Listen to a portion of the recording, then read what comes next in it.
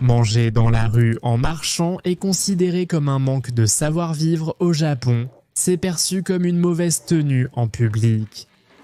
Mais personne ne te dira rien. Je ne fais pas ça par rébellion, oh non. Le sauvage, non, non, non. Il y a certaines règles au Japon dont il faut tenir compte. Ce n'est pas poli, mais ce n'est pas non plus un crime, ce n'est pas la fin du monde et tu ne vas déranger personne. Et expliquons un peu pourquoi. Très bon. Je suis Naka, on est Test Japatonic Light et aujourd'hui nous allons parler des choses à ne pas faire au Japon.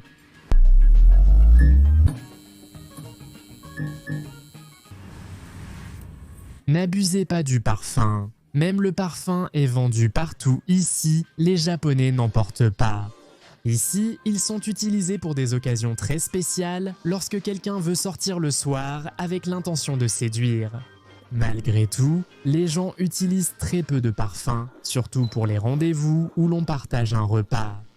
Parce que parfois, le parfum peut envahir le nez, l'odorat, voire même le palais de l'autre personne si on en abuse trop. Généralement, les Japonais au maximum utilisent du parfum pour vêtements, mais c'est celui qu'on utilise quand on lave des vêtements, le savon liquide et le parfum pour vêtements. Pas plus que ça, car ce sont des odeurs plus légères, mais se parfumer n'est pas très courant. Chose à ne pas faire à une table japonaise. Tout d'abord, quelque chose qui peut arriver très souvent avec certains touristes, ils arrivent au Japon et commencent à jouer avec les baguettes. Ne faites pas ça, car c'est très mal vu. D'autre part, beaucoup de gens au moment de dire « Bon, je vais aux toilettes », plantent les baguettes dans le riz. On ne doit jamais faire ça, car cela peut vraiment être très offensant. N'importe quel Japonais près de toi te dira « Ne fais pas ça, ne fais pas ça ». On ne plante pas les baguettes dans le riz. Parce que, lors des cérémonies funéraires, une sorte d'autel est installé pour veiller une personne. Il y a des photos, des fleurs et un plat, un bol de riz, avec les baguettes plantées à la verticale. Cela représente une urne avec des cendres et les baguettes représentent les bâtons d'encens. Par conséquent, c'est vraiment très mal poli. Parmi toutes les habitudes dans les restaurants ou pendant le repas, planter les baguettes dans le riz est la pire de toutes. C'est celle qu'il ne faut jamais faire.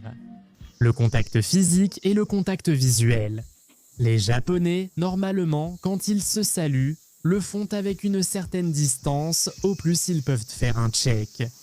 Mais on ne se serre jamais la main, enfin, se serrer la main c'est réservé à des situations très formelles, et alors ils se serrent la main comme ça, avec les deux mains et tout. Mais non, disons qu'avec un quasi inconnu, serrer la main comme ça, en agitant, en touchant, ça met vraiment les Japonais mal à l'aise. C'est pareil pour le fait de trop regarder dans les yeux, les Japonais n'ont pas vraiment l'habitude de se regarder dans les yeux. En fait, ma copine par exemple a vraiment l'habitude de regarder les gens dans les yeux. Et on lui a dit de ne pas le faire parce qu'avec les hommes, on lui a dit que ça pourrait donner une fausse impression lorsqu'on regarde trop dans les yeux et ça, on l'a dit à ma copine parce qu'elle regarde vraiment dans les yeux.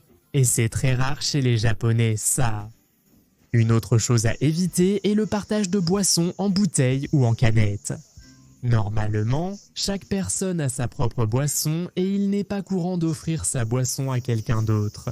Parce qu'en fait, les Japonais ne font pas et ne partagent pas des choses qui supposent partager de la salive.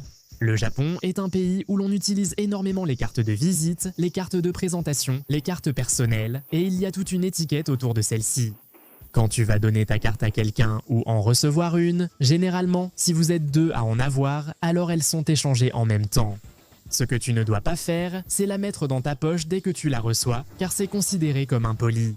De plus, si tu es à une table de réunion et que tu échanges des cartes, eh bien, la carte se place normalement près de toi, bien en vue, et elle reste sur la table jusqu'à la fin de la réunion.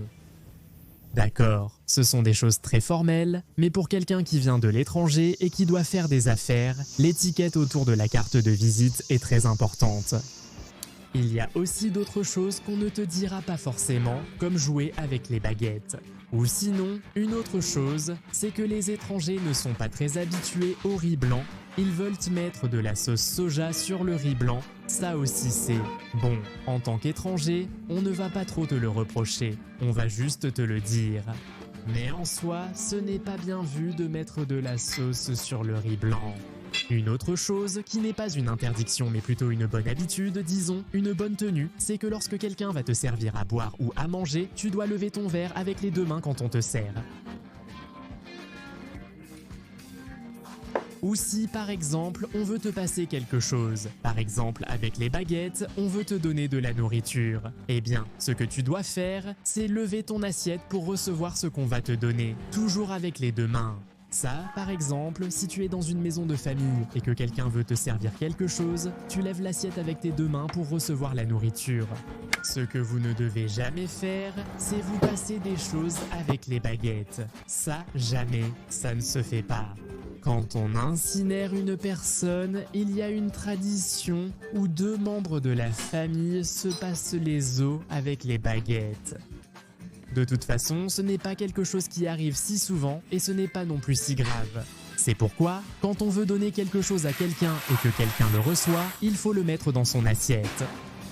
Une autre chose qui est très mal polie, c'est de pointer des choses avec les baguettes. Parler et faire comme ça en même temps, par exemple. C'est quelque chose que beaucoup d'étrangers font. Il ne faut pas le faire, c'est une mauvaise habitude. Je ne le fais pas. Dans les trains, les règles, bien que peu nombreuses, sont très respectées, notamment en ce qui concerne le bruit. Le train est considéré comme un espace public de repos, entre guillemets, donc les gens n'ont pas l'habitude de parler à voix haute dans les trains. Parfois, dans les gares très fréquentées, comme Shibuya, le week-end tard le soir, il y a beaucoup de gens ivres, des jeunes, oui, les gens montent et parlent, et ils peuvent parler en criant. Mais en dehors de ça, dans 99% des cas, dans les trains, les gens sont toujours silencieux, calmes, regardant leur téléphone, toujours en mode silencieux. On n'entend jamais un téléphone sonner ou des notifications. Personne n'écoute de la musique ou n'a le son du téléphone fort, tout le monde toujours avec ses écouteurs. Quelque chose de très important, c'est que personne, absolument personne, ne parle au téléphone. Les gens n'utilisent généralement pas les messages vocaux, c'est très rare. Les Japonais ont une sensation un peu étrange si on leur envoie un message vocal. Si vous voyez une personne âgée ou n'importe qui, ne leur proposez jamais votre siège de manière directe.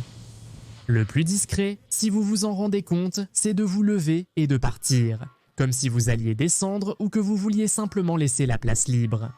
Mais normalement, si vous proposez directement votre siège à une personne, cette personne va le refuser, à moins qu'elle n'ait vraiment grand besoin du siège.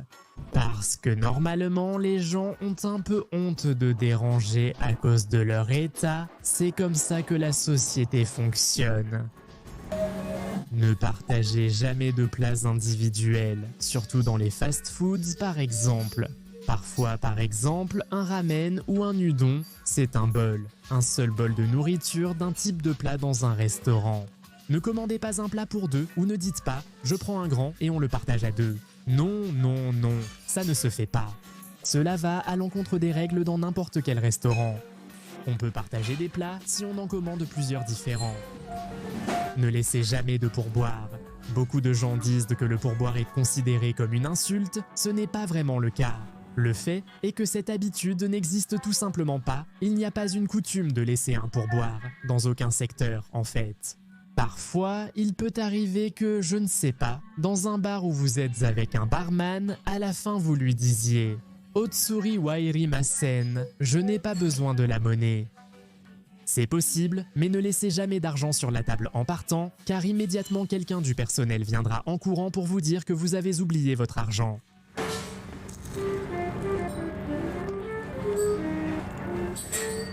Ah oui, une fois que vous avez fini de manger dans les fast-foods, normalement, il n'est pas possible de rester à discuter à table. Il ne faut pas le faire. Surtout dans les endroits comme les ramen, les udons, où c'est un bol pour un seul repas. Dans ces endroits, les gens mangent rapidement et partent. On ne peut pas rester à parler, discuter ou regarder son téléphone.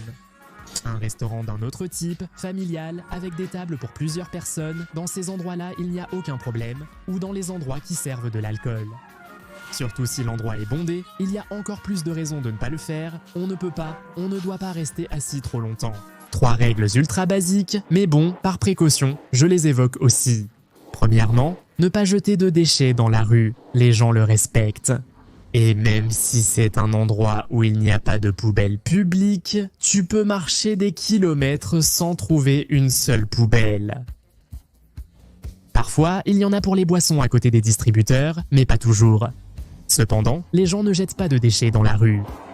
Quel que soit le pays où tu te trouves, d'où que tu viennes, ça ne se fait pas. Une autre chose importante est de respecter les feux de signalisation, peu importe si la rue est étroite ou s'il n'y a pas de voiture. Si le feu est rouge, les gens le respectent et ne le traversent pas, donc toi aussi tu dois le respecter, peu importe ton pays d'origine. Enfin, le dernier point est vraiment propre au Japon. Enlever ses chaussures dans les maisons. Il faut toujours enlever ses chaussures, ne pensez jamais que dans une maison au Japon, on ne les enlève pas. Parce que dans 100% des cas, il faut enlever ses chaussures dans les maisons. Même dans certains restaurants de style traditionnel. Un autre endroit où il y a des règles, ce sont les onsen ou les sources chaudes, les bains publics. Eh bien, tout d'abord, la plupart des endroits n'acceptent pas les tatouages. Mais bon, tout cela vient du fait que les tatouages étaient associés aux mafias. Et comme on ne peut pas mettre une pancarte disant « mafia non acceptée », ils mettaient donc des panneaux, pas de tatouages, et le problème, c'est qu'ils doivent discriminer tout le monde de la même manière. Par conséquent, si vous avez des tatouages, il est fort probable que l'accès aux bains publics ou sources thermales vous soit refusé. Mais dans le cas où vous pourriez entrer, il est très important de ne pas aller directement dans l'eau thermale. C'est-à-dire, premièrement, la règle principale, avant tout, c'est d'être entièrement nu. Il est interdit d'entrer avec un sous-vêtement. Deuxièmement, il faut bien se nettoyer, se laver le corps avant d'entrer dans l'eau. C'est seulement à l'intérieur des onsen. Bon, il se trouve que les onsen sont des espaces, des lieux très japonais, et là, un étranger peut faire 1 ou 2 erreurs sans le vouloir, sans mauvaise intention, et donner une mauvaise impression. Et donc, beaucoup d'endroits qui reçoivent des touristes doivent parfois mettre en place des règles très strictes ou devenir plus strictes sur d'autres aspects pour éviter les problèmes. Par exemple, en ce qui concerne les tatouages. Il faut donc traiter tout le monde de la même manière, même des personnes qui n'ont rien à voir avec la mafia. Dans les parcs, les règles écrites listent toujours les mauvaises manières, indiquant ce qu'il faut faire et ne pas faire de manière répétitive. Il est interdit d'entrer dans le parc avec un vélo ou une moto, de nourrir les animaux, de pratiquer des sports et de tirer des feux d'artifice. Tu peux promener ton chien, mais il faut avoir le sac où il est écrit « caca », c'est-à-dire emporte avec toi les excréments de ton animal. Fais attention au bruit, parce qu'il y a des bébés qui dorment dans la zone, etc., les déchets et tout ça.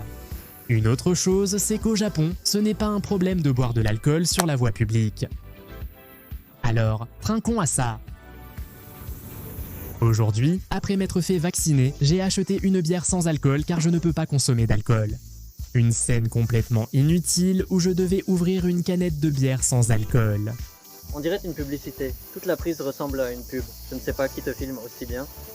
La bière sans alcool est vraiment bonne, et c'est là sans blague. Je veux dire, le goût est bon, c'est juste que bon, c'est sans intérêt. Tu sais quoi? C'est étrangement bon. C'est étrangement bon. Comme un soda, entre guillemets, c'est bon, ça ressemble à un soda maltais. Le Japon a de nombreuses règles implicites et beaucoup de choses sont considérées comme inappropriées dans l'éducation. Au contraire, il n'est pas mal poli d'aspirer les nouilles quand on mange ou d'aspirer la soupe quand ce n'est pas mal vu. En fait, avec les boissons, personne ne fait de bruit en buvant, mais l'essentiel est de tout prendre avec calme, même quand on utilise des baguettes. Si vous êtes étranger, les gens vont se rendre compte que vous êtes étranger, que vous ne faites rien de mal. Ce qui peut vraiment déranger, c'est le ton de voix dans les endroits silencieux.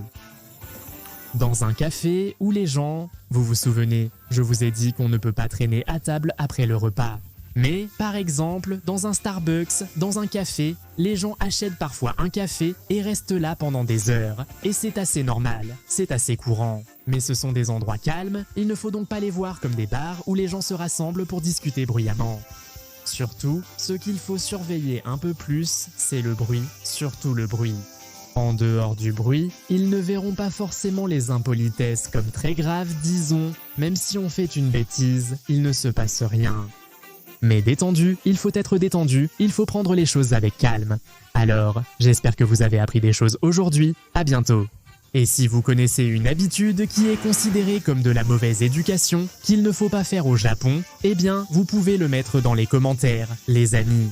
Abonnez-vous, à la prochaine. Salut à toi, ton animal, ta famille et ton voisin. Salut.